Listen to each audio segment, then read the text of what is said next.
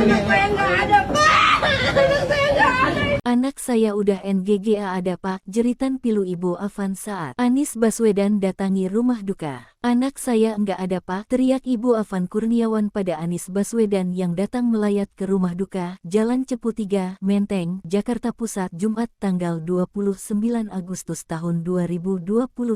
Afan Kurniawan adalah pengemudi ojek online yang meninggal setelah tergilas mobil rantis Brimob di Pejompongan, Tanah Abang, Jakarta Pusat, Kamis tanggal 28 Agustus tahun 2025 malam. Anies Baswedan yang mengenakan setelan kemeja biru dan kopiah hitam itu terlihat datang ke rumah duka pukul 8.50 waktu Indonesia Barat. Setibanya di rumah duka, Anies Baswedan berbincang dengan dua orang berseragam TNI dan warga sekitar. Saat masuk ke tempat jenazah Afan dibaringkan, ibu korban langsung berteriak ke Anies Baswedan seolah minta bantuan pertolongan. Sambil menangis, Ibu Afan yang duduk di sisi kanan jenazah anak keduanya itu meluapkan emosinya. Dia lantas menggenggam erat tangan Anies Baswedan hingga membuat mantan gubernur Jakarta itu merungkuk duduk lebih dari 3 menit. Anies lantas memberikan kalimat penenang ke ibu korban dengan berbisik. Selain ibu korban, Anies juga berbincang dengan adik, ayah korban dan sejumlah pelayat yang datang.